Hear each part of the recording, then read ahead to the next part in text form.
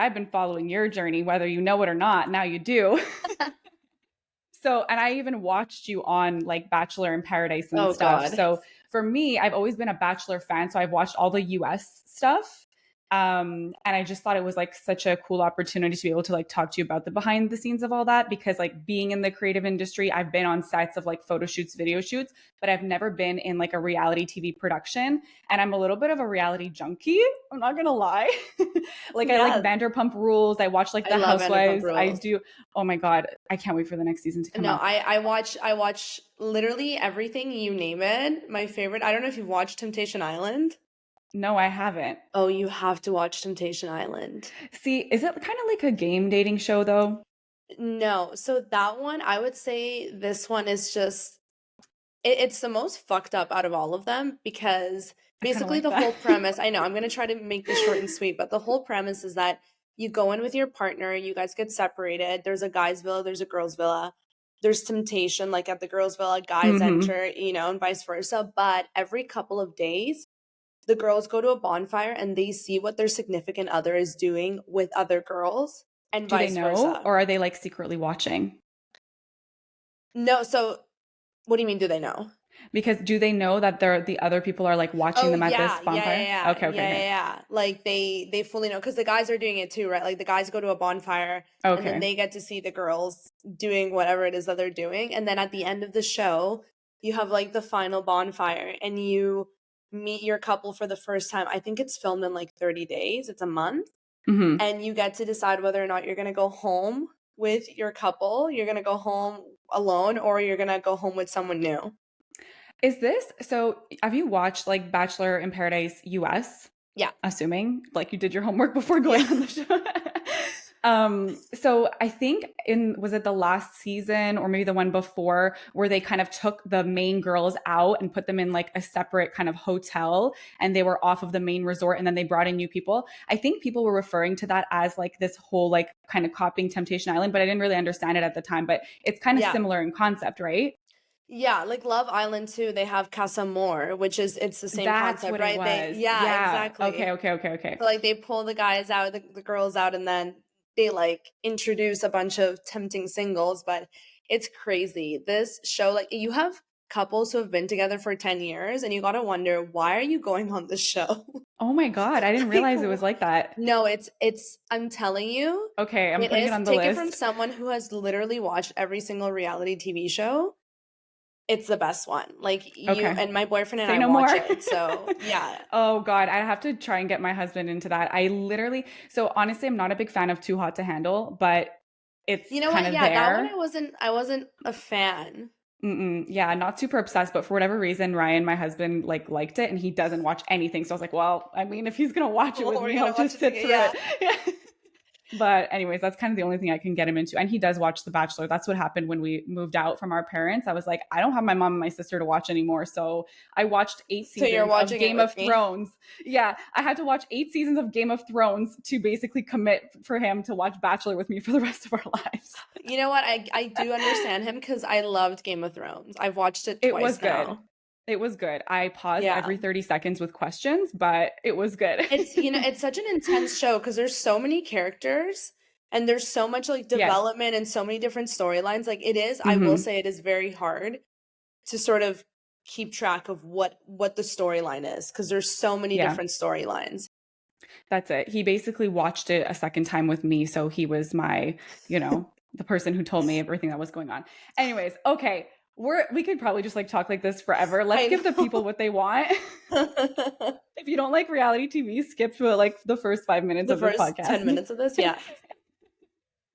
Okay. So Anna, I feel like most people know you as like an influencer online, and what they don't know is that behind the scenes, you're actually making money doing other things.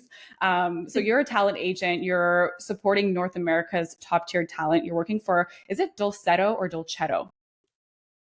See, You don't I even know. wanna, yeah, I'm like, I don't even know. I'm like, how do I want to give you like a diplomatic answer. So I think it's still Seto, and I thought for a long time it was, but like if you were to ask some of the agents at our company, they might also say Dulcedo. Like no one really knows what it's called, but Mm-hmm. I'm like 99.9% sure that it's Dulcedo. And if my boss Because ever the hears this C, podcast, he's gonna he's gonna cry. yeah, we're gonna have a mid-year review. Everyone, this is the Yeah. name of our company. But no, it's because with that letter in particular, like whether it's like Spanish or what is it, Spanish or Italian, that's Or where like the Italian, C is yeah. different. So I don't know. Anyways, so whatever. Besides the point, you're a talent agent, and I wanted to know, we're gonna get into all the Bachelor in Paradise stuff because I'm sure people are super curious to get into that. But you've been building brands, not only your own brand, other people's brands, and supporting them in that. So I definitely want to get into that. But could you give us a better understanding of like just like high level what your role is and the type of, I guess, people you're representing? Because is it just influencers? Are they models? Are they actors? I'm curious. Yeah, so basically at Dulcedo, we started off as a modeling agency first and foremost. We've been around for like Mm-hmm. 15 years. And then as the world of influencer marketing started like sort of emerging, that's when we thought, okay, we need an influencer division. So right now we have influencer marketing, we have a sports and entertainment division. So we also represent athletes. We have an e-gaming division, which is just wild to think about. Like people get paid to play video games. Like that's just crazy to me. And then we have the influencer division. So I'm primarily representing beauty influencers. So I do a bit of both. I do beauty and lifestyle. Oh, cool. But really the like my bread and butter are beauty influencers. And basically the whole, I guess, premise of my job is to connect influencers, so connect my own roster of influencers to other brands and just handle their collaborations, partnerships, securing sponsorships, and so on. So how does that like work from the beginning? Are you looking for them kind of like a recruiter, or are they coming to you and then you're assigned certain people based on the category? I'm curious to know how that like initial introduction happens and then what the process looks like from the first, hi, my name is Anna, to here's your first brand deal. Yeah. So when I first started at the company, I mean, like you're responsible to build up your own roster. So when I Okay. first started at Dulcedo, they gave me a few creators that they already had, like kind of not on reserve, but that they were already working with that just didn't have an agent at the time. Hmm. And then from there on, I started building my roster. So right now I'm at 8 influencers, but I would say like 80% of those influencers I've had to go out and secure by myself. And it's really just, a lot of research because everyone's represented, right? Like there's a lot of influencers out there. It's not like it Hmm. was 10 years ago, right? Where, we were just starting to see influencers. Even then, I feel like it wasn't even that long ago. So everyone is represented. So it's a lot of, figuring out, okay, what kind of talent do I want to represent? At the beginning of my time with Dulcedo, I was only representing fitness athletes. So that's what I Oh. thought I want. Yeah, I'm super like I work out and stuff and I have a passion for that, but but really at that time that's the kind of influencer that I believed I wanted to be representing. Not that there's anything wrong with them. Like I love fitness influencers, but you got to go where the money is. And the problem with fitness influencers is that oftentimes a lot of them are already signed to exclusive contracts with fitness apparel companies, to supplement companies. So at the end of the day, like it's hard to get them other deals, right? Because of that Mm, exclusivity that they have. So money wise, it's not impossible, but it is just very hard to make money with fitness influencers. So I sort of pivoted hmm. and I decided to go after beauty influencers. There's a lot of money to be made in the beauty world, in the beauty industry. So I just followed the money, I guess, and I started, looking for the right talent. So I guess every agent has their own sort of checklist that they're looking at before wanting to sign on a talent. Hmm. For me, primarily North America in the US, I have one Canadian talent. The rest of my roster is strictly based in the US. I'm looking for talents who speak in front of the camera, right? Because I want the talent that I represent to be relatable. There's a Hmm. lot of influencers that are very good at what they do, but you can't relate to them. Like if I'm sure you've seen, that influencer that you're like, wow, they're so beautiful, Hmm. but like we have nothing in common, Yeah. right? It's like, it's just so unattainable. So I'm looking for the opposite because they're marketable and brands like Yeah. that. So, but you're saying relatable, but there's also, I feel like, a point of authenticity that you want Yeah. to look for. So, like, because I feel like almost like relatable has been so overused these days, where it's like everyone can be freaking relatable. It's like you're almost trying to be relatable. And what Yeah. actually And then you're differentiates not you, relatable. exactly. It's like what actually differentiates you is like the unique parts, right? So is that really what you're looking for when you're like watching their videos and how they speak and how they interact? Because anyone can put up a facade and Hmm. say all the right things and appear to be relatable, but like, what is it that you see? Because you must have this like extra special eye to be able to see through the bullshit, and see through the people who are actually very authentic. Because I feel like that authenticity is really what drives it Yeah. more than anything. No. Yeah, you know what it is? It's I'm looking for, and I always say this, the best types of talents are the ones that are able to connect with their community. Right? So okay, take Mm, aside, wanting to be relatable, being authentic, of course, you want that. That's just a yeah, good a characteristic to given. have. Yeah, given. Hmm. But you want to take a look at the audience that influencer has built up, right? Like, are they engaging with their audience? Do they answer to comments? Do they, again, then the reason why I keep saying, do they speak directly in front of the camera? Because that when you're speaking to a camera, when you're speaking directly to your followers, you're speaking to your audience. From that point on, you're building your audience. And at Mm, the end of the day, if you build an audience that's loyal, that people want to follow, people are asking you, where did you get that shirt? Where did you get those earrings? At the end of the day, that turns into dollars, right? And brands want to work with creators who can convert, right? Again, yeah. there's a lot of influencers that have millions and millions and millions of followers. I've seen it firsthand, cannot sell one shirt. And Yeah, I'm not that's the surprised. problem. That's the difference Yeah. between, I always say there's a difference between an influencer and a creator. Because there's a lot of Hmm. influencers that can't create, and there's a lot of creators that can't influence, right? So you want to find a good mix of both. Hmm. I feel like there's more of a separation now too, because before I feel like they were a little bit more like intertwined and combined, whereas now you don't necessarily need to have followers to be a content creator. You just need to have that creativity, and whether Yeah. it's your face or you're just, creating it with video, photographic content, you could be a photographer, videographer, editor, and just know how to, tell a story through visuals and still be in that same field. So there's that separation now, whereas influencer is more so the person selling the product or whatever it may be. So for when you're signing your talent and you have these brand deals come up, how do you make sure that number one, what they're selling aligns with their brand, and number two, they're not like overselling too much on their account? Because you obviously want to make money, you want to get them as many deals as possible, but there's a fine line between like going overboard and it coming off as like, hey, I'm just here to sell and make money, versus Hmm. I really do believe in this and I think you should get it. Yeah, I would say that's a case by case basis also, because I some of the talents that I represent, they will not work with certain brands just because they don't believe, like, a lot of the talents that I represent won't work with Fashion Nova. They don't like fast fashion. They won't work with Hmm. Shein. You know what I mean? Yeah. And it doesn't matter how much money these companies will pay them.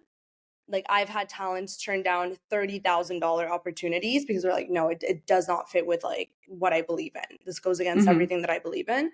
So in that sense, like, I feel like it really depends on the talent themselves. But it's also a conversation that we have at the very beginning when we when we're onboarding talents, right? Like, we have different welcome units, and in those welcome units, we talk about, okay, what brands do you want to work with? What brands don't you want to work with? And so on. And it also Hmm. depends on the brief that we get from the brand, right? Because sometimes brands will give us briefs and then we share that with the client, with the talent. And a lot of the times, like, brands will always say, and this is what I find really funny, brands will always say, you know what, we love influencers, we love your creativity, but here's a brief and here's everything that you need to say. And it's Copy like, paste. Yeah. yeah, exactly. And then there's like, we can't color outside the lines. You know what I mean? So it's like, you're Mm, coming to an influencer and you're telling them, hey, we love the work that you're doing. We trust the work that you're doing. But here's the brief and here's the script of everything that you have to say. And right. sometimes when the influencer reads that script, they're like, well, this doesn't sound like me at all. So that's where it becomes tricky, right? Because and me, especially as a talent agent, I have to find a way to satisfy the creator, but then to also satisfy the client as well. Do you feel like the brands are ever flexible, or they're really just saying this is what it needs to be because they need to have that creative control? Because I mean, so much of their marketing nowadays is influencer marketing. And obviously, like they are a business, they want to make sure they're controlling their messaging. But like you said, it kind of takes away from that, I guess, like individualistic approach Hmm. as they're basically scripting everything. And then everyone says the same thing, right? So if you're following influencers with like similar, I guess, um, what's it called? Like they're doing similar things, or Yeah, they're in the in a similar similar industry, and then you niche. Yeah. see, yeah, that's it. And then they're saying the same thing. You're like, well, wait, then this is not authentic. And then it's like the same problem. You could kind of see through it. So, like, are brands flexible at all, or are you saying it's like no, they really need to have that control? No, there's definitely some flexibility. Not every brand is the same, right? Yeah. Depending on how big the brand is too, I feel like that's when you start seeing a Mm-hmm. lot of, not micromanaging, I don't want to say that, but a lot of just very specific briefs. Like I had a brief that Yeah. was 12 pages long. And me as the What? talent, What? yeah, 12 pages long. And like now keep in mind that I am the talent agent. I'm not even the creator that's being paid to do this. And Mm-hmm. as the agent, obviously I'm reviewing the brief before I send it off to my creator. When I tell you that I was sifting through this brief and I was thinking to myself, I know my creator's not going to read all this. Mm-hmm. Like I don't even want to read all of it, Yeah. So and then you expect every single creator that you're working with to read this essay that you wrote about the product that you're trying to promote, and then you're taken aback when the creator sends in content. And yeah, there's going to be some mistakes, there's going to be some things that maybe they didn't follow in the brief because the brief was 12 pages 12 long. pages. Yeah. What the hell? Oh Yeah, my but God. but That's insane. there are very there's some talent, not talents, there's some companies that are very easy to work with, Yeah. very very easy to work with. And then there's companies that are just a little bit difficult to work with. And do you feel like they're like you sign less with those clients because people just like push back because of the rigidity of it all, of the relationship? No, I don't. You know what? I haven't had a problem where, my creators didn't want to do something because of the brief. Mm-hmm. I just recently worked on a campaign where we had probably 7 rounds of revisions. And keep in mind, like we signed contracts, right? So everything is outlined in the contract, including the amount of revisions that you get, right? Obviously, there's some Usually it's like flexibility. two. Yeah, exactly. Yeah. Usually it's two. There is some flexibility, right? Like if a client wants Mm-hmm. a revision in the copy, then yeah, that's fine. That's an easy Mm-hmm. fix. We went through 7 rounds of Takes two revisions, seconds. but it Mm-hmm. was it was so intense. There was so much back and forth. There was just like a lack of clarity. And I think what happens too is that sometimes we're not working directly with the brand. We're working through an agency that's Mm. representing the brand, right? So now I'm just like painting a picture of the communication. You're going from the influencer to the project manager, because I work with a project manager who executes all of the campaigns. So Mm-hmm. I just sign the contracts and then I'm on to the next, right? I'm trying to find new opportunities. So my project manager steps in and she's the one that's dealing with all of the campaigns. So we're going from influencer, project manager, agent, because I'm copied in every single email, to the agency to brand, right? So there's a lot of miscommunication that sometimes Yeah. happens, and then we're left with 7 rounds of revisions later. So That's that was a very insane. specific case, because all of the other Mm-hmm. brands that I've worked with have been relatively easy to work with. So, out of curiosity, because with what I do, and I'm branding for companies, not for influencers, right? And we too have sets of revisions, and it's normal. And typically it's two. And if we go past the second set of revisions, unless it's like a super minor tweak that we can make an exception for that might take us a couple of minutes to complete, then it goes out of scope. And we basically charge for our time for anything that goes above and beyond. Because what happens is like you're quoting for your time and Hmm. you're taking into consideration that it's going to be including two revisions. So when it goes to that seven, like, do you guys have anything in your clause, or do you kind of just like suck it up? Like, there, you got to get compensated for that to a degree, no? Unless it's completely your fault and you butchered it. But I mean, For it's sure. hard to do. You know what? Sometimes we'll always push back on contracts, right? At the end of the Yeah. day, though, you really are at the mercy of the company. Like I, on the Mm-hmm. creator side, have worked with brands. The payment terms were net 90. So it Like, takes them 3 months to pay you. yeah, And I push, and I'm talking about me as a creator myself. I Yeah. push back and they're like, no, it's net 90, or like we're not moving forward, which I find Why? so, I don't know. It's just like that's just their policy. So you really are at the mercy of the company. So in our contracts, of course, we're going to push back. We're always going to, there's going to be a clause that says if it goes past 2 revisions, we have to be compensated for that. Mm-hmm. I would say 95% of the time, the client pushbacks and they're like, no, it's going to be, 2 revisions, but there's a possibility where we might require more. And then they always say, but don't worry, it never goes past two Yeah. revisions. Of And you know course. what? It actually never does, except for this one time One where, time. Yeah. we had 7 rounds of revisions.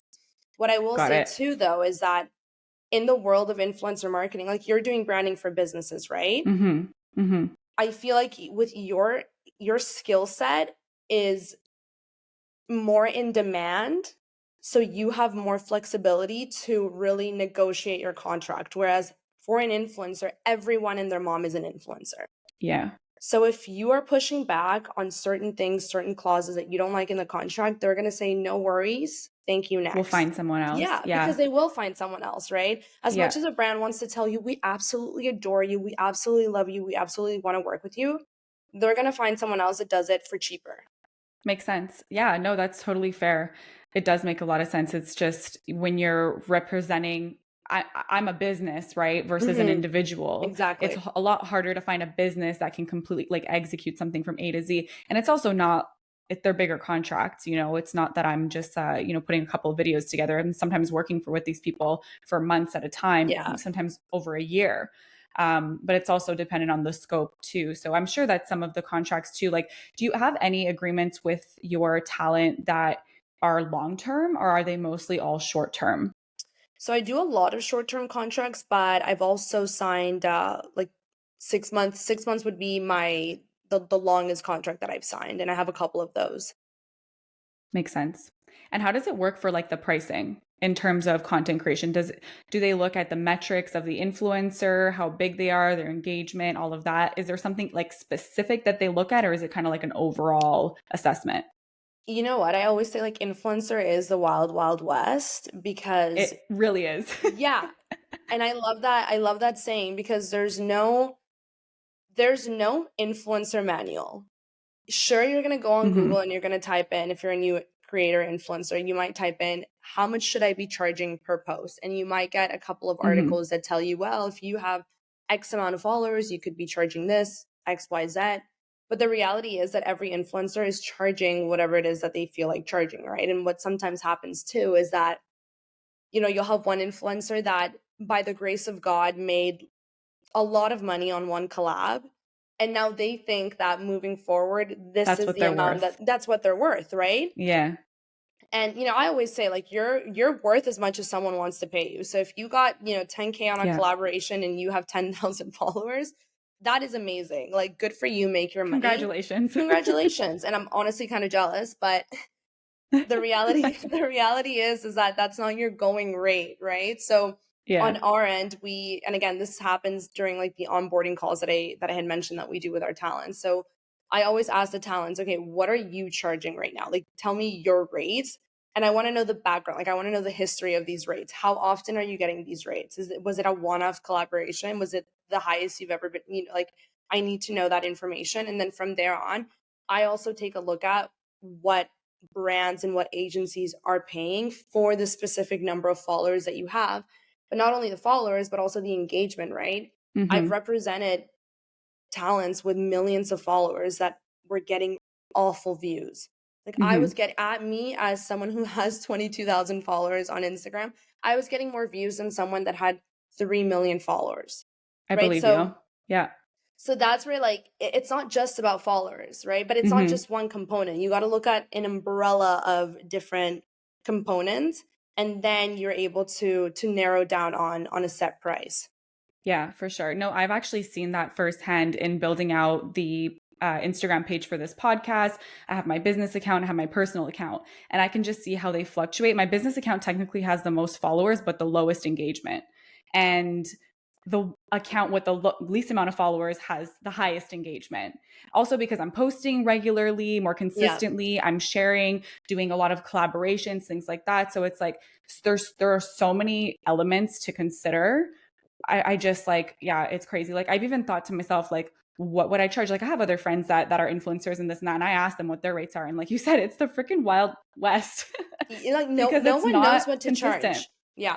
It's Exactly. tough. I've Yeah. always said though, I as an influencer myself, like I don't want to ever be an influencer that has a million followers or a million subscribers, because what often happens too is that you get to a point where you're too expensive for Mm-hmm. brands to work with you, right? So the volume of collaborations is significantly lower. It's hard for a company to pay you $30,000 for one post. Yeah, that's Unless you're Kim nuts. Kardashian, unless you're, Kylie Jenner, but that's the Mm-hmm. reality. I have some of my, money makers, the talents that make the most money that are on my roster are the ones with the least number of followers, which is crazy to think about. Because that's a big thing now. It's like the micro influencers. That's what Yeah, companies are there's reaching so out much to because of money. the authenticity of their followers too. Because if you think of like when people blew up, it was many years ago now when everyone started hitting like the million marks and all of that. And they've all started to kind of like fizzle and plateau. And those million followers, like I I only see a few accounts on my social and I follow like 1,500, Yeah. So it's like to think that every single one of those million, especially with the way that they've adjusted the algorithm, it's like you're not necessarily seeing all of those people that like all of your followers aren't necessarily seeing your shit anymore, right? You're being Yep. pushed so many things with like the search page, discover page, whatever the fuck it's called these days. I don't even know. I can't keep up. There's just so many updates. We don't know. Yeah. Though, like a really good metric for that too, and it's something that I see a lot of brands, a lot of agencies asking too, is looking at the reach. Give me Mm-hmm. 2 seconds. Sorry. Looking at the reach of someone's account for a span of maybe 7 days, 14 days, 30 days, whatever it is. Mm-hmm. That's when you're really going to see the influence that a creator Yeah. has, right? Because if you have 2 million followers, but your content is only reaching 5,000 people, there is a problem. Yeah. Because why would I go pay you what you charge as a creator that has 2 million followers when I could be paying someone that has 10,000 followers and reaches all 10,000 people in their community, a much lower rate? Like what, Mm-hmm. you know what I mean? That's where it's like it doesn't make sense. So reach is such a good metric to use. Yeah, definitely. No, I'm seeing that, like I said, on, for example, the Mindfulpreneur podcast to give people like numbers and something to just like visualize. I think we have maybe 150 followers, like literally 150, not Yeah. 150,000, 150. Like I just 150. started. Yeah, I just started this podcast. Like I'm not promoting it. All I'm doing is like interviewing, connecting with people, collaborating on posts. Currently, right now, it's reaching 26,000 people per month. And that's because I'm doing a good job at building these relationships with people, sharing content that people are curious to learn about. Like I started off doing it for myself more than anything, but turns out people are also interested in It what I have to resonated say. with people. Yeah. Exactly. Whereas on my personal account, I think I have like just over 1,000 and I reach like 3,000 regularly. And then my business account, we have about 9,000 and maybe reach 1,000. So like it just goes to show like what you're putting out. Also, when it's a business and a company, like people are less Yeah, likely to that's engage. They don't exactly what really I was care. gonna say. Well, Yeah. yeah, exactly. I mean, I haven't checked out like your business, like your branding business page, Hmm. but I would say too, to that point, and again, like you could tell me if I'm wrong, but with your personal account and your podcast account too, like you're showing you're showing people, Yeah. right? There's a Hmm. face associated to the account. Totally. It has an element of human to it. Hmm. Again, I have not seen your other account, so I have no idea if you No, are I mean, showing your you're face. right. You're right. I've started cross posting some of the stuff from the Mindfulpreneur podcast onto Nomad Creative's page. But for the longest time, I first of all neglected it for years. Like it wasn't a priority for my business. But this past year, I actually like finally started to treat my business more like a client. And my team, like I'm paying my team to also do Nomad socials. So we're starting to post more regularly, cross posting other stuff from the podcast. So my face is showing up more so, but just like generally, like you said, like a personality, a big thing that we sell with branding, it's like your brand is like a person, right? You're developing the brand personality, the voice, the tone, all of that in conjunction with obviously your identity. So that goes with like your logo, your colors, your fonts, all of that stuff. So there's a lot of parallels in branding a person and a brand. But like you said, it's kind of that human element that surfaces that people resonate more Yeah. when I mean, you're the face. yeah, I feel like Mm-hmm. really that would be what differentiates a brand and a business, right? Or a personal brand and then a business brand. And I think that Mm-hmm. there's brands that are killing it because they've been able to sort of tap into that. And I guess you could say too, that was, that's why we have influencer marketing to begin with, because brands Mm-hmm. started realizing, hey, you know what? A person sells more than a brand does, right? Because Mm-hmm. people will listen to a person. People are Yeah. influential. Brands are not that influential. Some brands, again, are killing it and they're doing great. But for the most part, people are influential, right? You want to listen to a person that you trust. So if you're following an influencer who you adore, you love her, Mm-hmm. whatever she shows on her Instagram, you're going to want to buy because you're so invested, right? Like you really Mm-hmm. have a strong affinity to that influencer. Whereas brands, before the world of influencer marketing, they were kind of at a point where like, okay, like the like ads without people's faces in them, it's no longer working. Like traditional media is no longer working. We got to pivot, and then the world of influencer marketing emerged.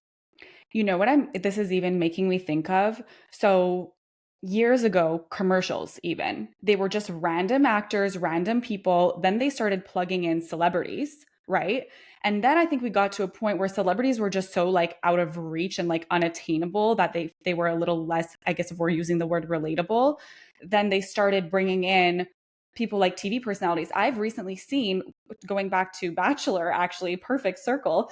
So on the Bachelor franchise, there's a couple that got engaged off of Bachelor in Paradise, and now they're in a collaboration with Maybelline. And after, if you have cable or whatever PVR, and the commercial right after or right before the episode starts is like a clip of them, and it's basically a Maybelline commercial but with two people who are reality stars on The Bachelor or Bachelor in Paradise. So like the way that the brand is utilizing that, it makes so much sense. I've seen their stuff on social media, but for them to then bring it onto television and then connect it like right before and after the show, I'm like, wow, that's freaking brilliant. Like they're bringing in those faces and people that like other people follow Yeah. and having them sell their shit. You know what? It It's kind of wild. makes you think about like what are we going to do after influencer marketing, right? Because you said it yourself. We went Mm-hmm. from we were, we had like random people, and then you had celebrities, and then we went from celebrity Mm-hmm. because they were no longer relatable, right? To Mm-hmm. influencers or known personalities, I guess, on social media. Sure. But like what Yeah. comes next, right? Because we're at a point where we've perfected influencer marketing, we're working with all of these influencers, but what's next? Like eventually, is it going to plateau? Are brands going to keep wanting to invest in influencer marketing? Are influencers going to be as influential as they are right now? Mm-hmm. Well, we're already seeing a shift, right? Just even in like the effectiveness of certain types of influencers. So, like, listen, I mean, the world is ever evolving. I wouldn't be surprised if shit changed. Like, actually, I would be surprised if it didn't. And also, who knows? Like, maybe it's going to be some AI that's doing everything for Yeah. us and we can just like chill in our backyards and make money. That would be nice. I was about to say I was going to talk about AI, but I'm like, maybe it's not the podcast for that. But yeah, Listen, I ChatGPT use is AI for powerful. all kinds of things. Yeah, Yeah, I use same, AI for all kinds same. of things. It's super, super helpful. Like I have an AI that jumps on my calls to like take notes and Yeah. record. So it's kind of just like insurance on my calls. I've been using an AI to most recently to generate show notes for the podcast. The first two episodes I was doing it myself, and then I started getting annoyed, and I'm like, for sure this exists in AI because like There's everything definitely a does. simpler way. Um, Yeah. And then even when like I'm putting together a strategy of sorts, or, I was just recently reworking my pitch deck and wanting to kind of highlight why paid social media is kind of important and worth it. And I just to get me started, I typed it into Chat GPT. It generated some responses and I was like, perfect. Like, let me use this and summarize it in a way, because it's not that it's like invalid. It's what it's sharing makes sense. I'm there to read it and approve and make sure of it. I'm not like bullshitting. It's like, it's still what I'm You're practicing, not but just to have copy that tool to help pasting. you. Yeah, exactly. To have that tool to just like help you kind of get a head start instead of something that you would have otherwise had to go do research, click a bunch of articles, cross reference. I'm like, maybe I trust AI too much, but No, you know I what? like what I Listen, see. I'm a big believer in, like, it's probably one of my favorite quotes, but actually I don't, it's not a quote, but it's just a saying, like, time is Okay. money. You Mm-hmm. know what I mean? So if you're going to spend 3 hours, let's say 3, 4 hours, five, whatever it is, working on a pitch deck, and you can cut your time in half by simply inputting all of this information on Chat GPT, whatever AI bot you Mm-hmm. use, Mm-hmm. and get better results. Like, it's just, it's silly why you wouldn't do that, right? I use Chat GPT to send out certain emails. Sometimes when I have to go in and like get a little bit, stern, have to lay down the law, I feel like I use ChatGPT because sometimes I draft up an entire email and I wanted to make it sound nicer because Yes. sometimes my tone, you don't know. You don't know when you're sending text, when you're sending Mm-hmm. emails. Sometimes, I might come off as dry. And I think, like, you meet me in person. I mean, we're having this podcast now. I don't think you'd ever be like, oh yeah, like Anna is really serious, because I'm not. But Yeah. my fear is always like, if I'm sending a very serious email, I don't want to sound bitchy.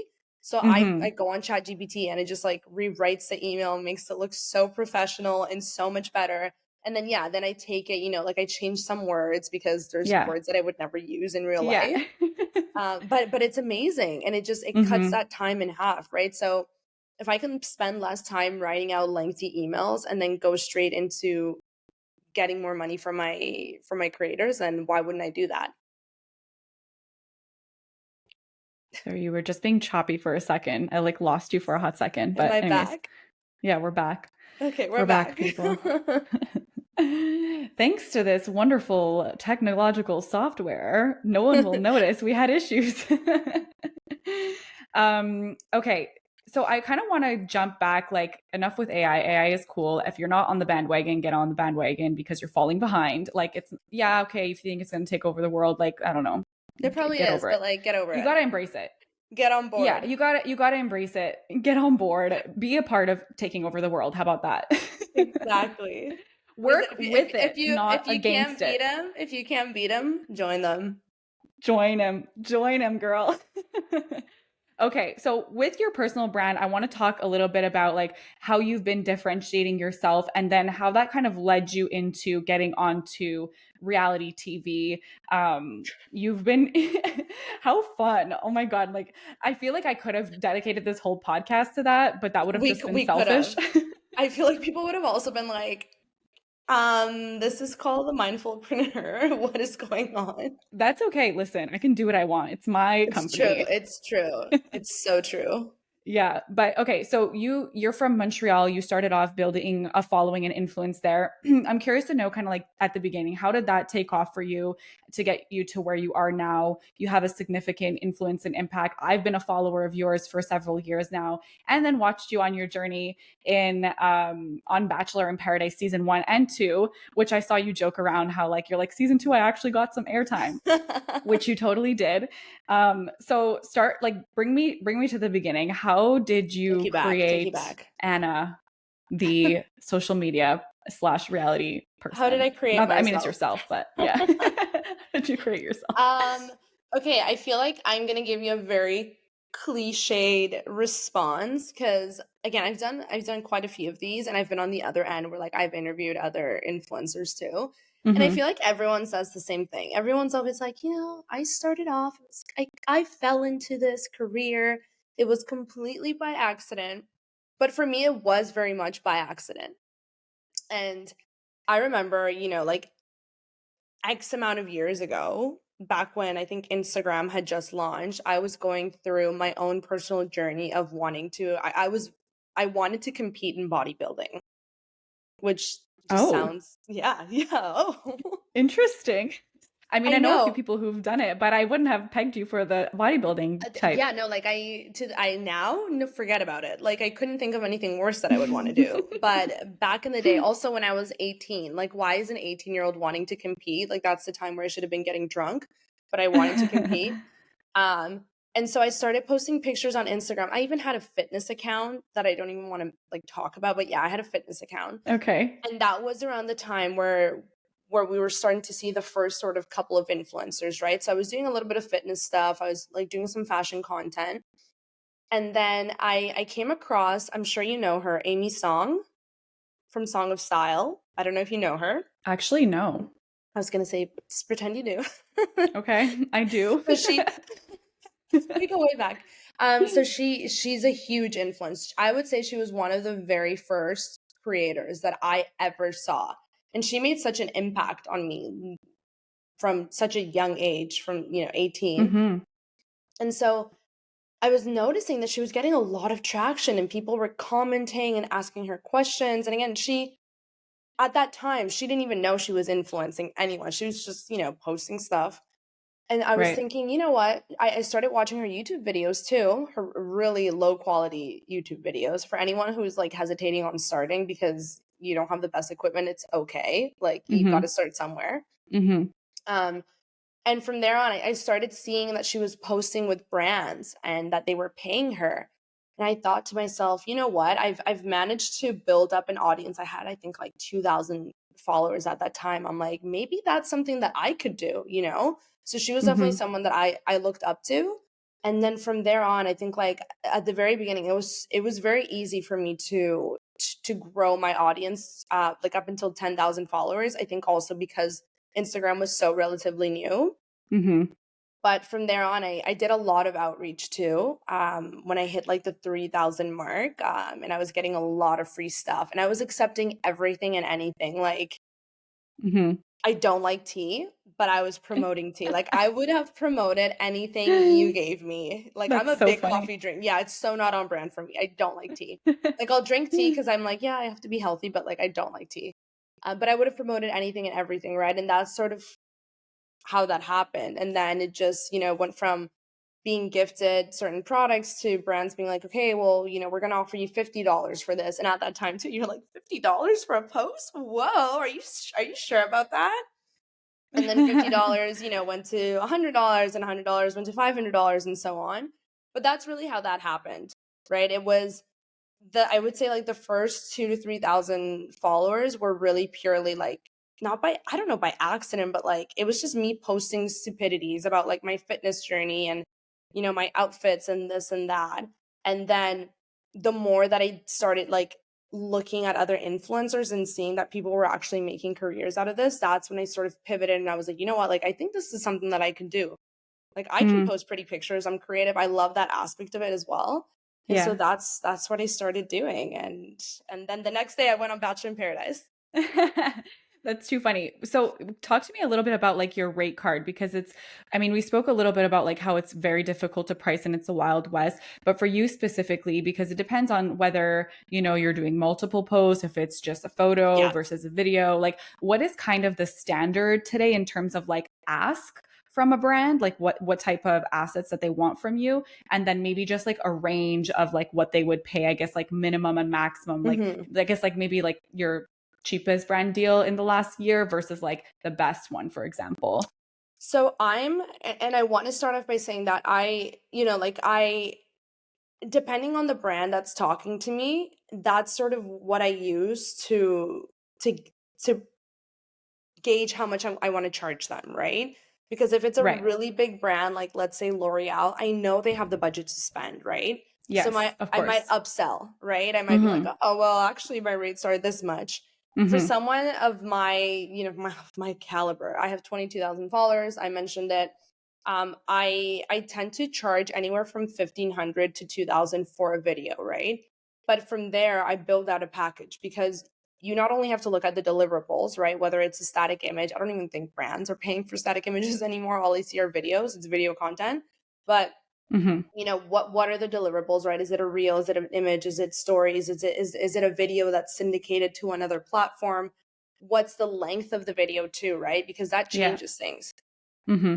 Me creating a 15-second video is significantly less time and effort than me creating a video that's maybe 2 minutes, right? So you Mm-hmm. got to take that into consideration as well. And then come usage rights, right? So Right. does a brand want to use your content organically? Does a brand want to put paid ads behind the content? Does the brand want to boost your content? Do they want to whitelist your content? So it's a bunch of different components that you have to take into consideration for you to land on the final number that you're going to give to the brand.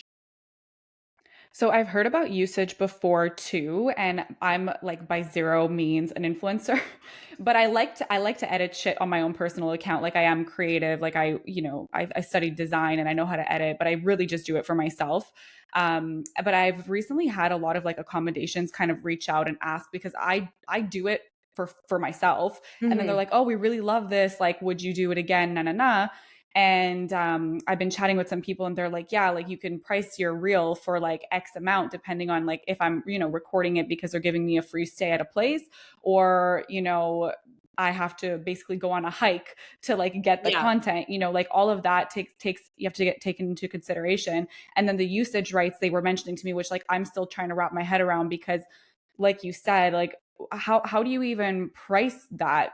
What if they put like $1 million behind your post versus just like $1,000? Like, does that matter? Like, how do you build Yeah. out the usage rights? So that definitely matters. I would say 99% of the time when you ask, like when I send over a scope of work and I ask the brand, hey, can you please fill out the scope of work? It has questions on, what kind of deliverables you want me to create, what's the timeline, what kind of usage rights are we talking about, how long do I have to keep the image or the video up on my account, and so on. Are there any Mm-hmm. exclusivities as well? Because you got to charge for exclusivity. But once they build out the scope of work too, then you look at, okay, like usage rights. What is the length of usage? That's very important. Do you want to use my content for 30 days? Do you want to use it for 60 days? Do you want to use it for 6 months, 12? Like, what is it? Is it Mm-hmm. evergreen? Like, you just want to own all Yeah. of the rights to my content? That's going to be very expensive, and most Mm-hmm. companies will not pay you for that because they don't have the budget. And then you ask them too, of course, like how much money do you plan on putting behind these ads? 99% of the time, they are going to tell you, we don't know that right now. Mm-hmm.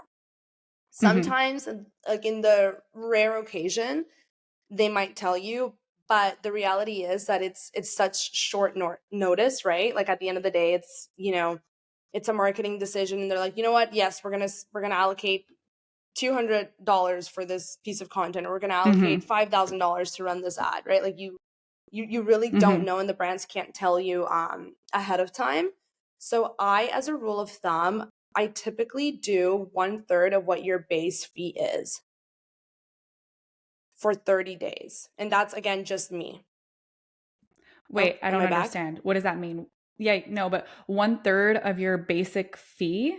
So Of you're saying like, your base fee. So for example, let's say I'm working on an IG reel and I'm mm-hmm. charging $1,500 for that IG reel.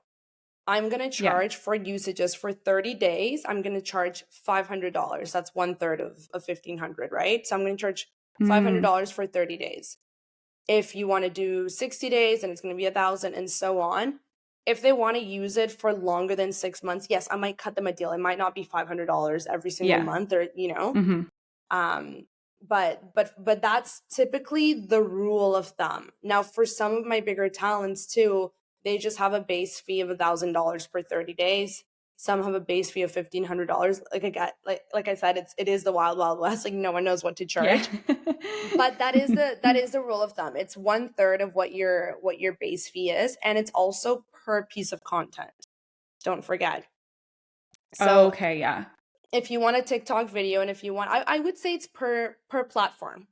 So if you want to, if you want an IG reel and then you also want a TikTok video, but you want 30 days usage rights, paid usage rights, well, I'm going to charge, because it's two different platforms, right? You're tapping into two Right. different. Even So though it's the yeah, same video, you'll charge even the though it's the same usage video, yeah. twice. Yeah, makes sense. Yeah, Cool. I've exactly. learned something. And Now I'm better prepared. now you can be an influencer. Now I'm officially an influencer. And exclusivity, you know what? A big portion of the budget too comes from exclusivity as well, because if a brand wants to work with you, let's say you're working with Maybelline, right? Like you're promoting their lipstick, you're a beauty creator, and they're like, okay, well, we want exclusivities for 30 days. You cannot work with any other lipstick brand. If you're a beauty creator, that's your bread and butter. Like, of course, there's gonna be so many opportunities to promote a lipstick. Like, that's kind of like the idea, right? So for exclusivities, I typically charge the same price, sometimes more, as the base fee. So yeah, you want to be exclusive. Let's say I charge Double. $1,500 for it. Yeah, Hmm. yeah, exactly, double. Yeah. Sometimes double, sometimes it's just, it's the same price, 1,500. But Hmm. because you have to take into consideration, right? Like if I cannot work for those 30 days, if I can't promote anything, I have no revenue coming in, and I got Yeah. to be compensated for that. Yeah, for sure. Makes sense. Yeah. Cool. Now you can be an Fun. influencer. Everyone can now. Yeah. Honestly though, If like you're it's listening, really cool to hear. Yeah, well hopefully. hopefully you're No, listening. yeah, no, I'm sure a lot of people will be curious to hear like not only about like the, behind the scenes of what you're doing for work, but also like, growing as an influencer and stuff. I feel like you have an extra different perspective because you're also helping other people build their brands as opposed to like just being an influencer. So you Yeah. have that additional aspect of like that business mind, I guess, involved, which honestly I could just tell by the way that you're responding. I'm like, she knows what she's talking about. She's a businesswoman. Oh, thank you. No, She's a honestly, businesswoman. that's such a good compliment. I always tell my talents too, like, you gotta take that you like you as an influencer, that is a business, right? You gotta treat it as a Hmm. business. Because there's a lot of creators out there that are kind of like dans la lune, like they're just kind of living in the Hmm. moon, being like, "Woo, yeah, I love creating content. It's so much fun. I'm getting paid X amount of dollars." But they don't treat it like a business. And at the end of the day, like it is a business. And the creators that thrive are the ones who are treating it like a business. They're the ones who are waking up, creating a content calendar. They know exactly what they're filming that week. They're on top of their emails. They're on top of like they're doing everything. They're treating it really like a business, right? And that's Hmm. the only way that you're going to succeed. That's the only way that you're really going to thrive and I guess like move to the top and make a lot of money. But you got to treat it like a business. Like it's not fun. People think that Yeah. creating You have to content have is, discipline. of course, you have to have so much Hmm. discipline. Like this weekend I shot 2 campaigns, and it was a painting company, and I had to paint this entire wall that you see here. This was all painted by me. And I have so much respect for people in the DIY space and in the interior decorating space, because at least the videos that I create, they're like not that deep. You know what I mean? Like it might Yeah. be like a makeup look, or like, okay, I'm chopping up some vegetables and making. People who are in this space where they're like showing DIY projects and like turning a house upside, like it's crazy. There's so much work that goes on Hmm. behind the scenes to like see that 15-second video that you're seeing. So I have so much Yeah. respect for people in this industry, because it's hard. Yeah, for sure. I've always loved watching those, almost kind of like a time lapse of like Yeah. clips of them renovating their van or whatever. And it takes Oh them my months. gosh. And to then Yeah. go back, I have to go through all of those clips and pick them and put An them edit. together. Like, oh my God. Like already for me, I like set up my freaking tripod with a camera and I stand there for maybe 2 minutes. And then that, like, I know how long that takes to edit. The more you do it, the faster you get. But that's just like a single shot. I'm not combining it with anything else. There's no timeline. I'm just chopping things up and putting it to sound. So like I get it. It's time consuming. And that's another thing people need to consider too. It's like the time involved in creating the content, right? It's like obviously has affects the pricing and stuff. For sure. Okay. Now you have obviously created this presence for yourself on social media. How the hell do they find you for Bachelor and Paradise? Did you Now the did you fun apply? Did a part. friend apply?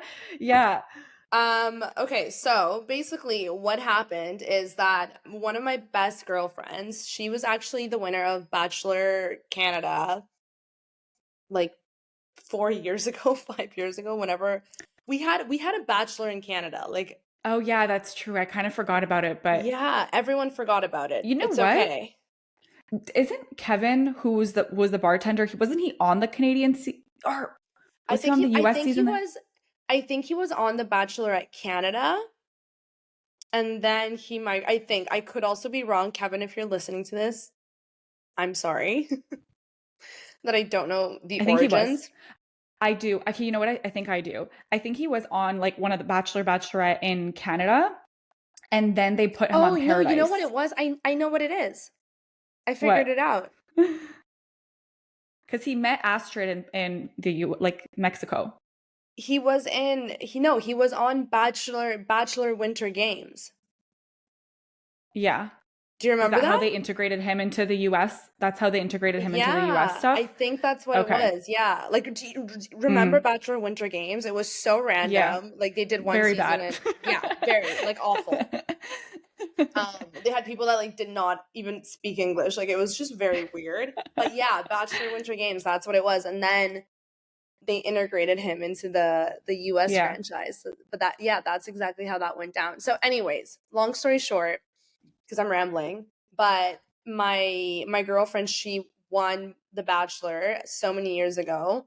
And so she, she was like tight with the producers. And when they announced that they were going to be casting and doing Bachelor in Paradise, they reached out to her and they're like, "Hey, do you have anyone that you could kind of like point us in the right direction?" And she's like, "I have the perfect girl for you."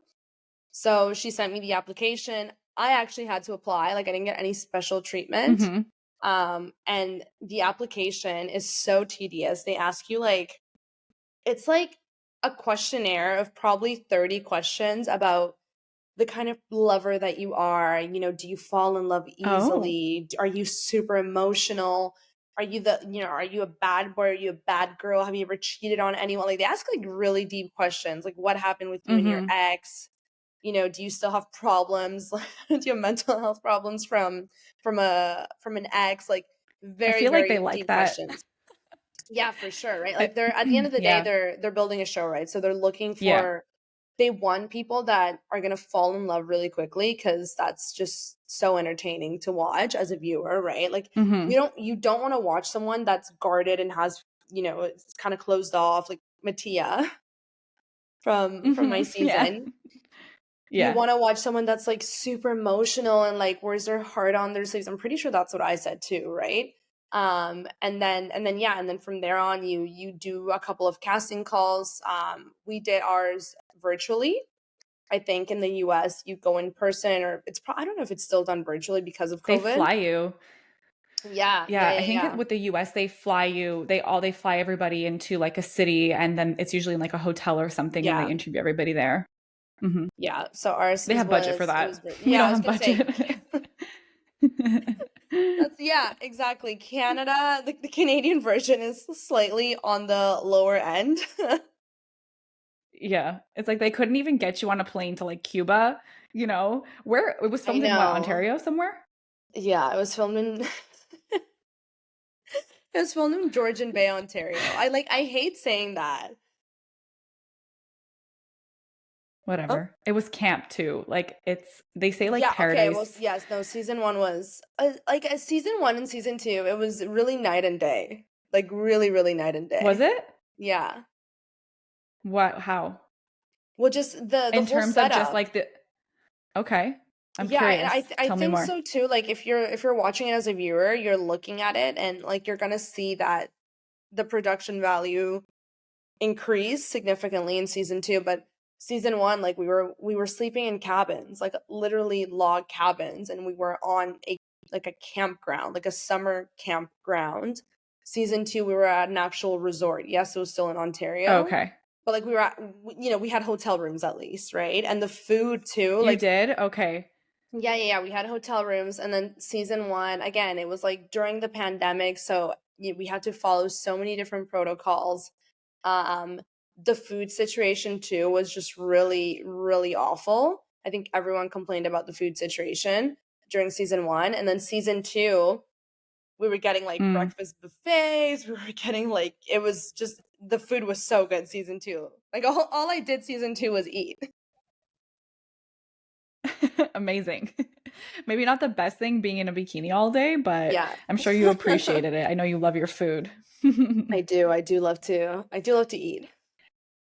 So, okay, so or I guess you submitted the application, you answered all these questions, you did a few casting calls in, I guess, like remotely, right, via Zoom or Hmm. something. And then what? Did they ever want you to come in person, or was there ever an in-person thing, or was it just like, okay, you're chosen, let's go? There wasn't ever an in-person meeting. It was all, and keep in mind, I did like 4 Zoom calls with the producers, right? So like it wasn't just one call, Okay. it was multiple calls. And What again, do like they during ask? they want to get to know who you are, right? Like so they start off really sweet, and at the beginning it's very much like, okay, so tell us a little bit about you. Why Yeah. do you want to be on the show? Tell us a little bit about your, your dating experience. Have you ever been in love? Like just the very generic questions. At one point they asked me, they're like, okay, so if someone's talking to your man, like how do you react, right? Because Mm-hmm. they want to see your personality come out too, and they'll paint different scenarios. Like, what would you do if this and this happened, or so and so did this? Mm-hmm. But really, again, like the people that make it on these shows are either people who are just so willing to talk about their emotions and like lay it all on the table, and like people who fall in love really easily, or train wrecks who are just wild and out.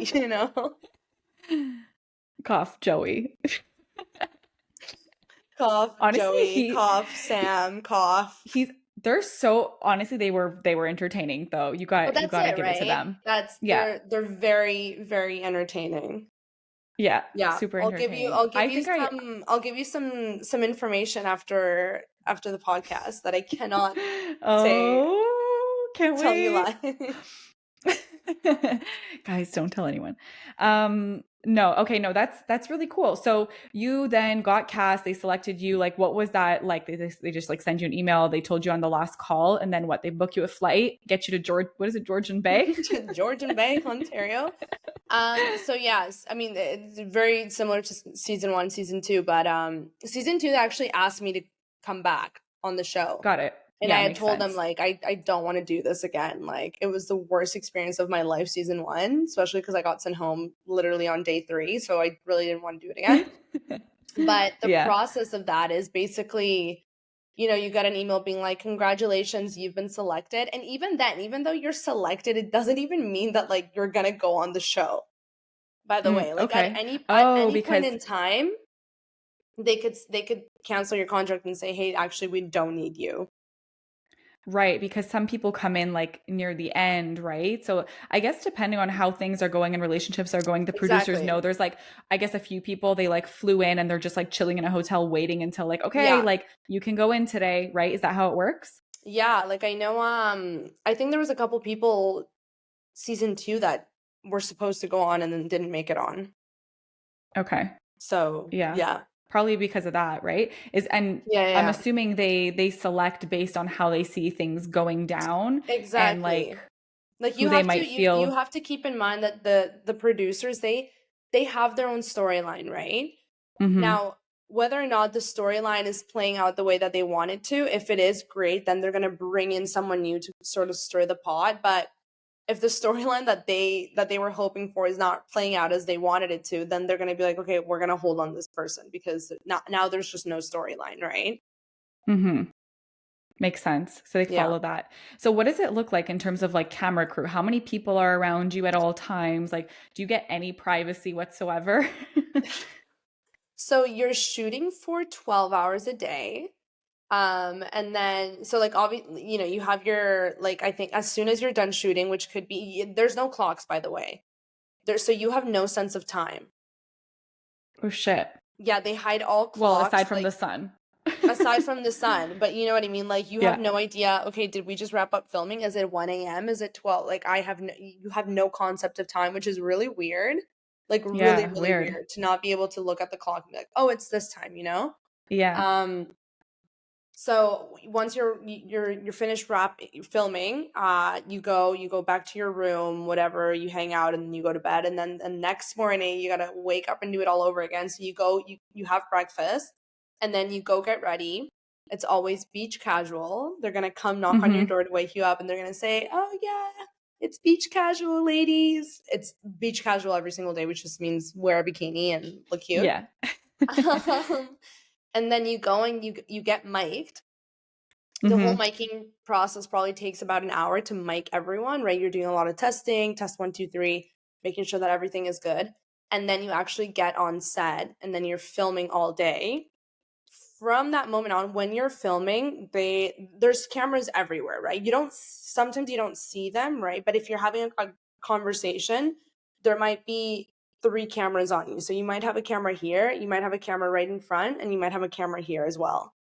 Mm-hmm. So if you don't like to be on camera, maybe don't do a Yeah. reality TV show, because it's really, They got all the angles. they get all the, like, it's very invasive. Like, I remember, and also too, right? Like, you're trying to have a deep conversation with Mm-hmm. someone, but there's 4 cameras on you, so you're like Trying to like look trying to half like decent. Yeah. yeah, like you're like sucking in, okay, like, wait, is this my good side? Is it not my good side? You're thinking, oh my god, it's not my good side, while you're trying to have a normal conversation with this person in front of you.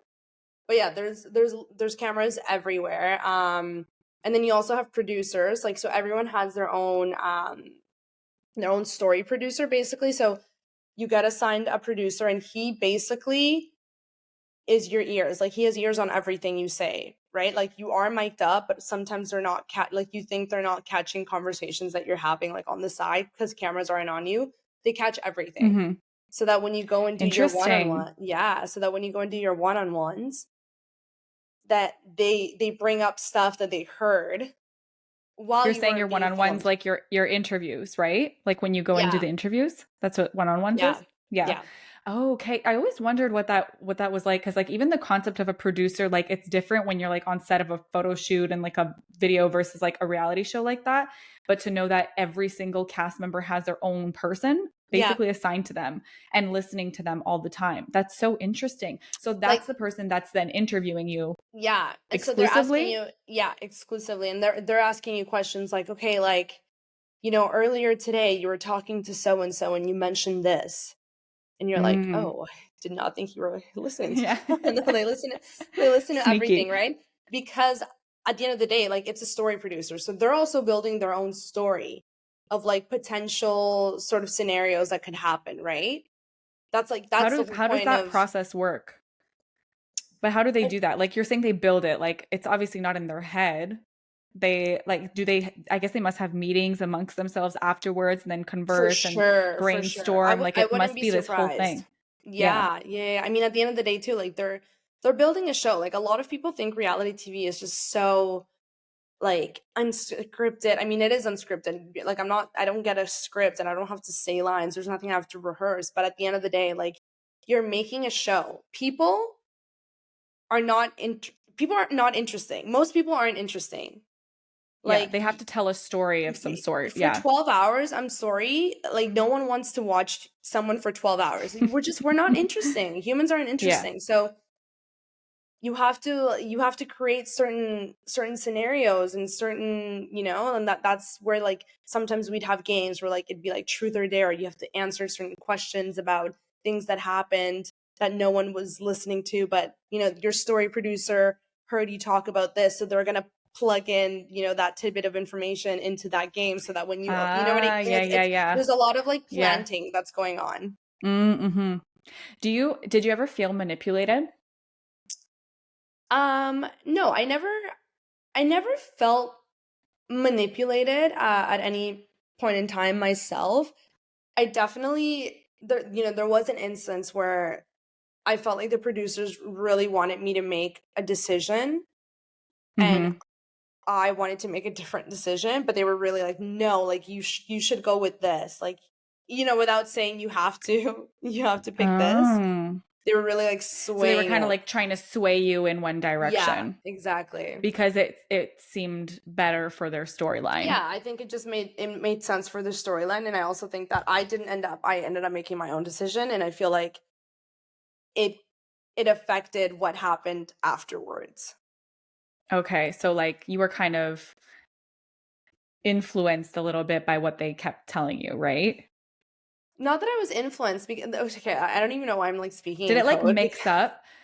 I don't know. Well, that's the other thing I was going to get to. It's like I don't know how much you're actually able to share in terms of I contract also and this and that. don't know. I know the contract is really solid. I haven't looked at it in months. But I Yeah. also too like violated my contract significantly. Like I was posting that I had a boyfriend, after I came Okay, off I of the was gonna show. ask about that because I know Yeah, with yeah, the yeah. US, like they're super strict about that. But with you, I was like, oh, well, she's posting she has a boyfriend. So obviously I know it doesn't work out with these guys. But also, it's like you film a year before it airs, Yeah. right? So the So it's like, show, what are people well, expected to not like live and share their lives? That's a little exactly. So crazy. the show was it filmed in June. The show was supposed to air in November of last year. Oh, And what then happened? they pushed it back. So they had some delays with the American Bachelor in Paradise. So then Mm, finally, by the time Bachelor in Paradise US aired, it aired in November. So then they pushed ours back because we didn't want it competing against each other because obviously like yeah. people watch the US one, not Yeah. that many people watch the Canadian one. Hmm. So we had to wait an entire year. And I thought to myself, like, that's a big ask, right? Because I can't, I went on a trip with my boyfriend to Mexico. Like I'm supposed to pretend that I'm there by myself, like alone. Yeah. You know what I mean? I'm not allowed to talk Yeah. about my boyfriend. So I took a big risk. And again, like if you are planning on doing a reality TV show, maybe don't do what I did because they do have really serious contracts. But at the end of the day, too, Yeah. I looked at, Francesca, Queen Frankie, from Too Hot to Handle, Yes. like the main character. Yeah. Yeah. Yeah. So Yeah. Yeah. she did another show called The Perfect Match. While Yeah. I that saw show was that. airing, she was like posting about her boyfriend, like Mm. actively posting about her boyfriend. And I thought to myself, you know what, if Netflix is not coming after Francesca, who was literally the lead of both of these shows, I don't think City TV is going to come after me for posting Yeah. my boyfriend. It would be City TV. It would be the network. It would be, I think, It'd be the I'm not even network, sure. or would it be the franchise, like the Bachelor franchise? I mean, the Canadian Bachelor franchise is also has very limited legs to stand on. Yeah. So They're like, thank you for coming. I think, You yeah, fucked up, but that's okay. yeah, you know what it is? I think if I had been really like in trouble, I think they would have maybe messaged me and been like, "Hey, we see that you're posting your boyfriend, maybe don't do that." And then I They would have never did. respected that, but they never did, right? So Okay. Okay, cool. I So just then lived my whatever. life. Good. Anything else that you should tell, like you want to tell us, like behind the scenes of Bachelor in Paradise? Like, I feel like that was a fun experience. Would you ever do it again? I mean, let's say if you didn't have your boyfriend, would you do it Yeah, again? if I was single, you know what? I've thought about it. I would do it again. I had such a good experience season 2. Season Hmm. 1, if you had been asking me if I'd only done season 1, you had asked me would you do this again, I would have been like no. And Yeah. when they asked me to come back for season 2, I told them I'm like I don't want to do this. Like I really Yeah. don't want to do this.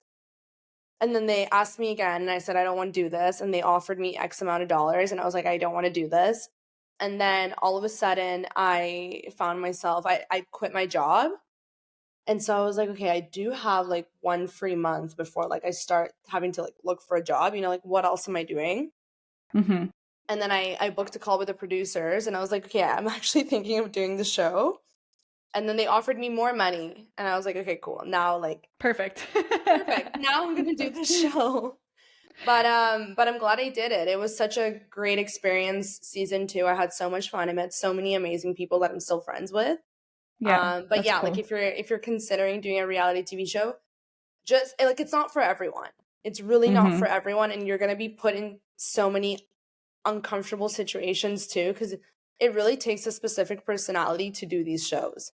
Like you Yeah. got to be really, really outgoing. Like the people who are outgoing and the ones that are not, afraid to stand out. Those are the ones that are gonna go far, and that are gonna succeed. Like Hmm. you can't be shy in these shows. So if you are a shy person and you're thinking of doing Bachelor, whatever it is, and you're thinking of doing, don't do it.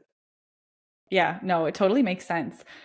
So you mentioned that they kept like raising their price for you. I've heard that on the American show, it goes by like per day that you're there. So I Yeah. think there's maybe like a fixed rate and then like per day that Yeah. you're there, you're there. Is it the same thing with the Canadian one?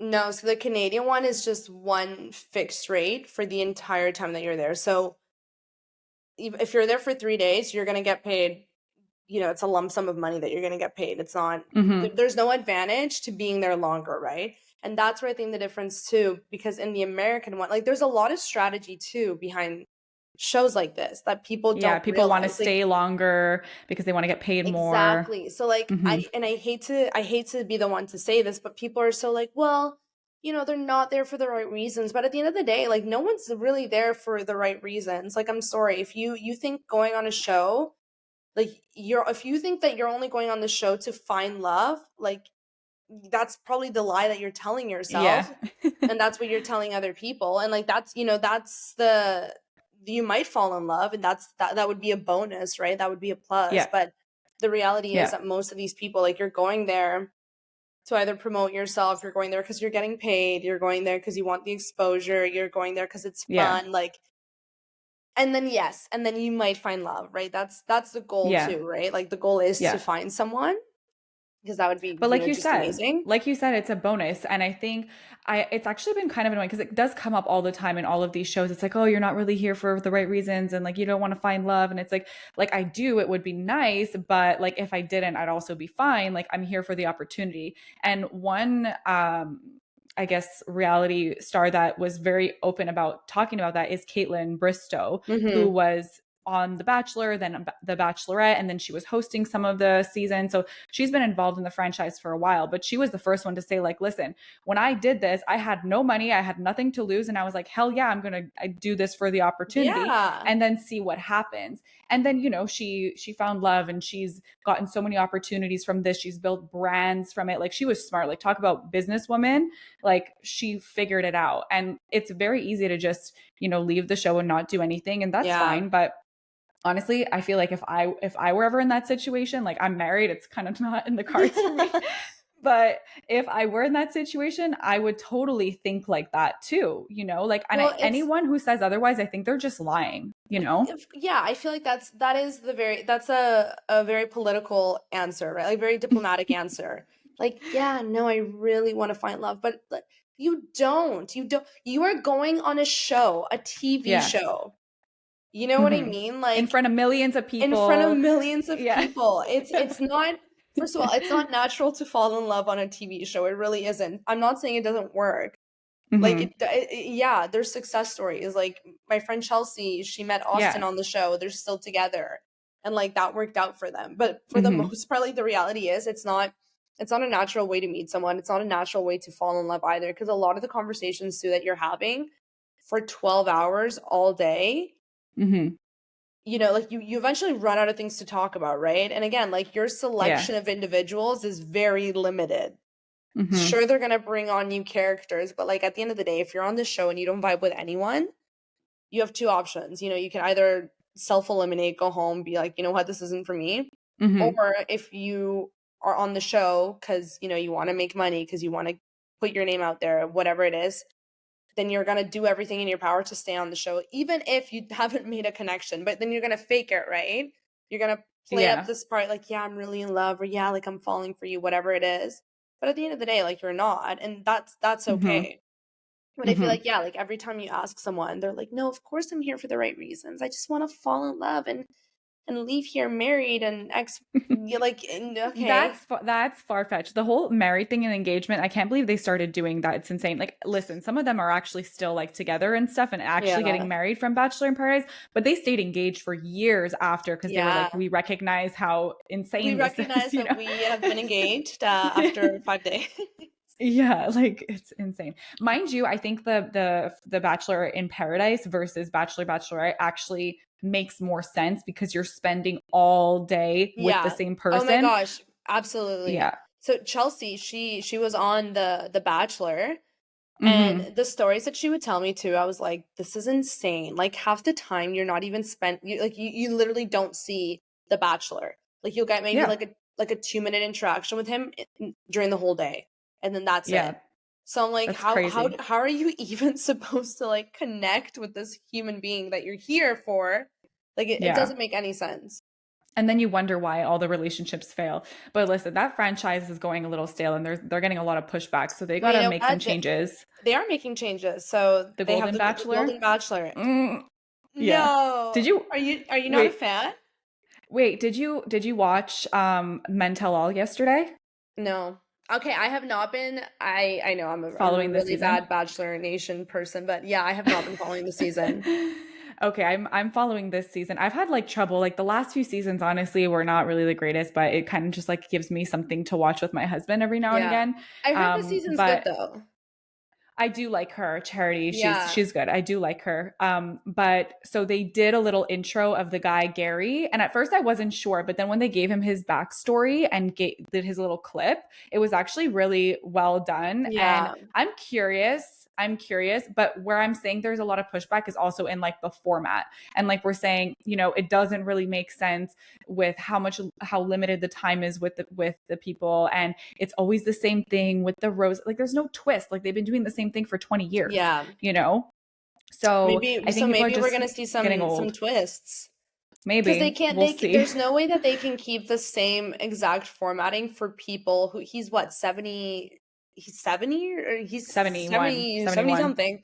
Yeah, he's a lot Yeah. older than, the stereotypical, like people who are on Bachelor are like 26, 20, sometimes Hmm. 23. Like, you know what I mean? It's a very big contrast.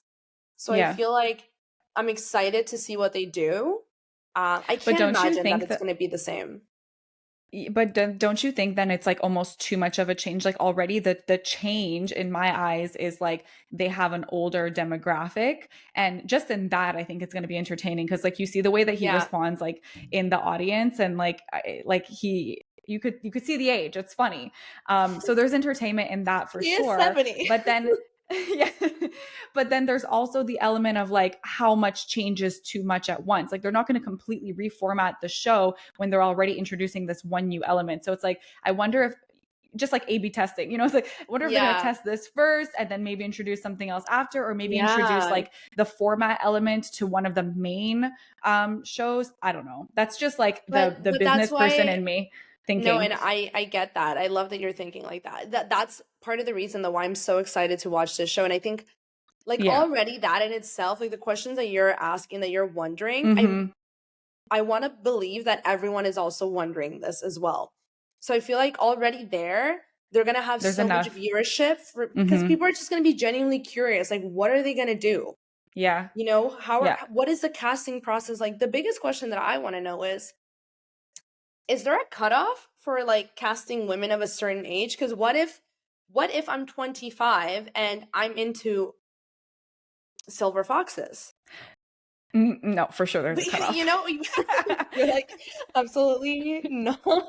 I'm like, there's But you no never way. know. Maybe. What if Gary likes younger girls, I younger don't think that the women? franchise would allow it personally. I don't think that the franchise, I think there's for I sure think going to be a they'd get a lot range. of backlash. Yeah, there's for sure going to be a Yeah. range. And I would probably say maybe like 50 is like the cutoff. If I were to think if he's 70, like 20 years at that age isn't the Yeah. biggest thing, but we'll see. We'll find out. Lots of questions. Yeah.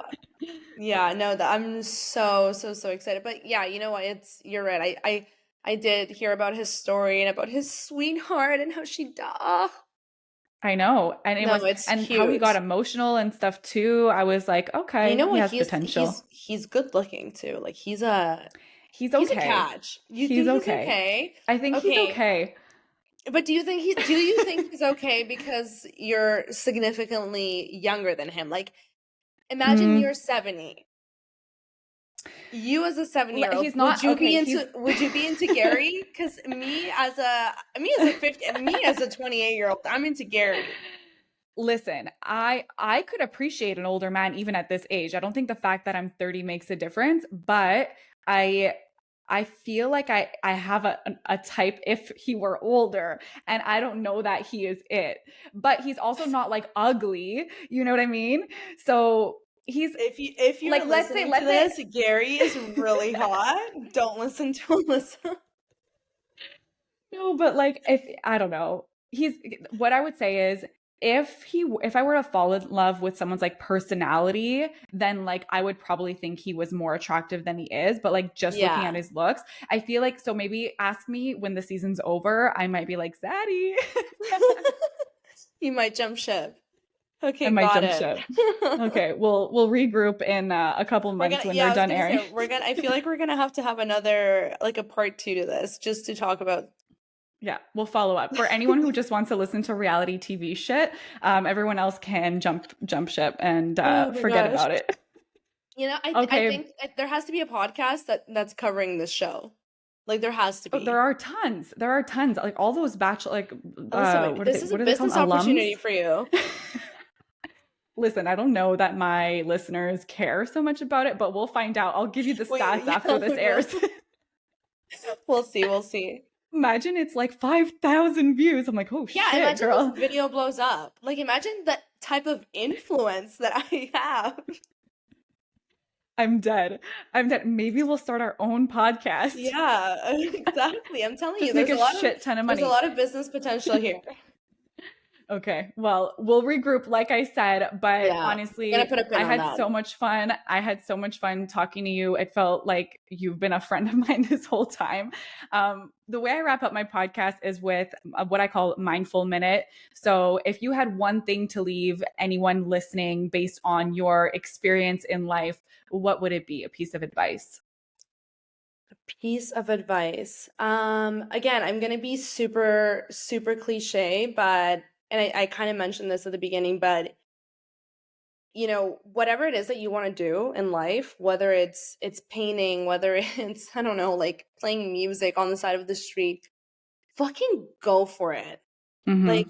don't let I was about to quote. Say it. Say it. Okay, did you ever watch the Cinderella story Yeah. with Hilary Don't let Duff? the fear of striking out keep you from Keep you playing the from playing game. the game. Yeah, like literally. Obsessed. I know. I literally just rewatched it the other day with my girlfriends. But it's so true. It's like even in the world of influencer marketing, like I meet so many creators as well who they're so scared to put themselves out there, and I'm like, "But why are you so scared?" Like you got to analyze what could go wrong and you know what probably won't go wrong, and like then you Mm-hmm. realize that what could go wrong is probably never going to happen. There's a very slim chance of it actually playing out the way that you're thinking it's going to play out in your head. So just go for it, because you never know what the possibilities are, and you never know what opportunities are going to come your way. But like you got to put yourself out there. So you know, in the world of Yeah. influencer marketing, maybe you know you're working, you want to be a talent agent, like maybe you want to go on reality television and you're scared that, okay, I don't know like how my family's going to feel about this, or my friends are going to make fun of me. Whatever it is, fuck them. Like literally fuck everyone else. You're here for yourself, Live you're your own here to make life. money, live your own life, and like get to it. Like just go after it.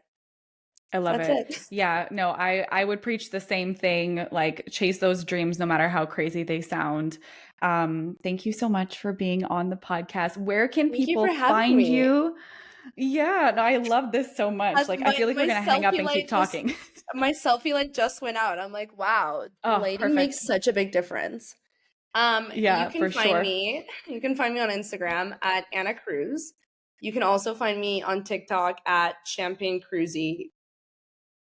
That's it. I Sweet. was gonna say Champagne Cruzy, and .com. that's it. Do you have a That's it. website? I do not have a website. Okay, I used amazing. to. Oh my god, I used I'll to have link it all. a website. I'll link it all Perfect. in the show notes. Thank you so much, guys. I hope you enjoyed this episode as much as I did. Until next time, bye.